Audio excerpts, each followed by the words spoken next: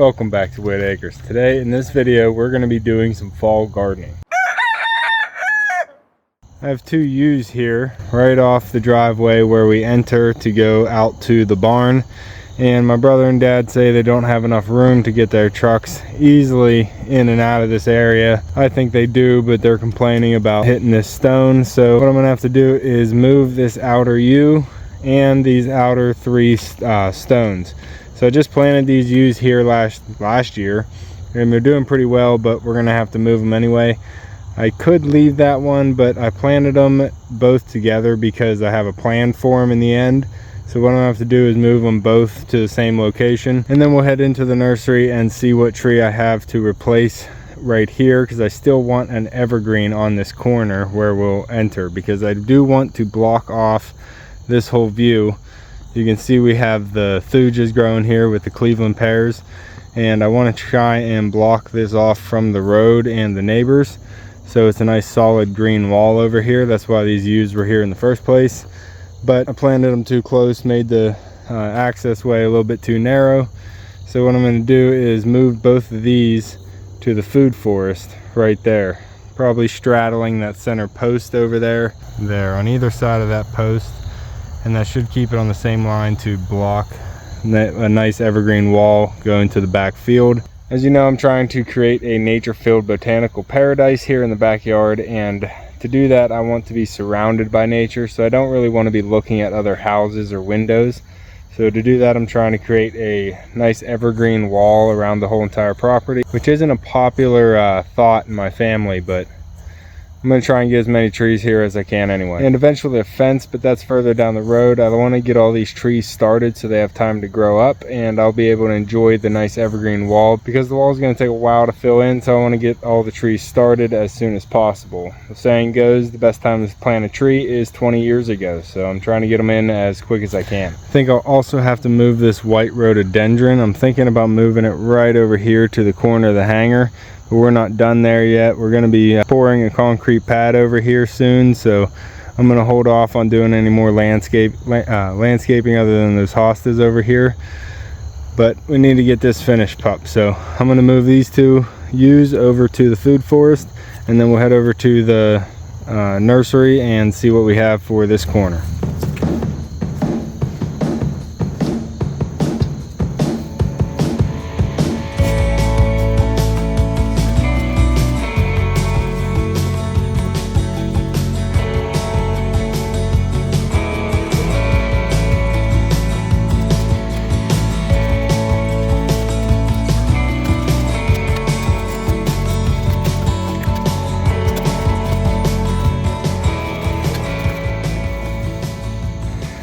Alright, now that they're out of the ground, I know what size root ball I'm dealing with. I tried to keep as much root ball as I could. This one was a little bit smaller than this one, but I don't want to disturb them too much. Fall is the best time to transplant for everything really, but still got a pretty good size root ball on this one. But now I can go dig 2 holes that size over there.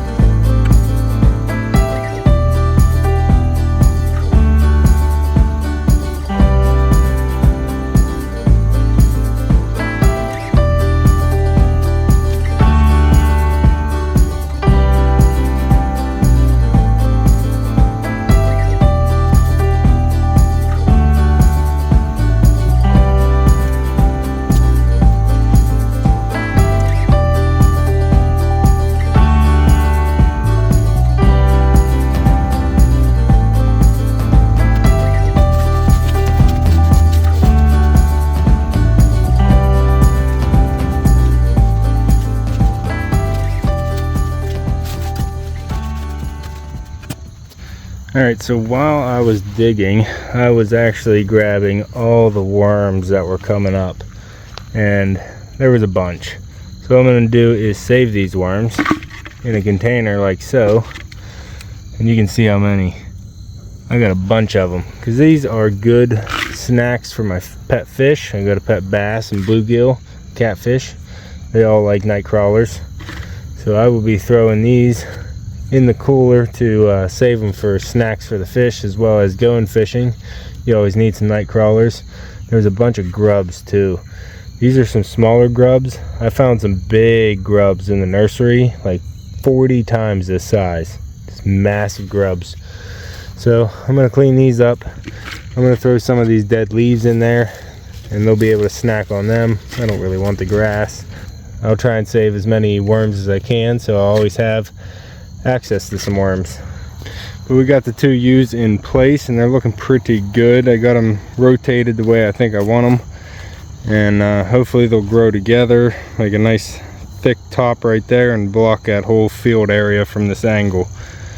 It'll take a while because yews are very slow growing, but I always want diversity through the landscape. I don't want all the same evergreens, so if we ever get a blight like what hit the blue spruce around here, it just took out all the blue spruces and we only have one left. So I don't want something like that to come through and take out all my evergreens. I want to have some diversity so I never lose like a whole area of trees. I have some yews here now, and I have some on the east line of the property, a hole on the other side, so I'm trying to keep some diversity across the whole place. I'm going to clean up this dirt into the bucket, dump it in the holes where these yews came from, and then we'll check in on the nursery and see what we have.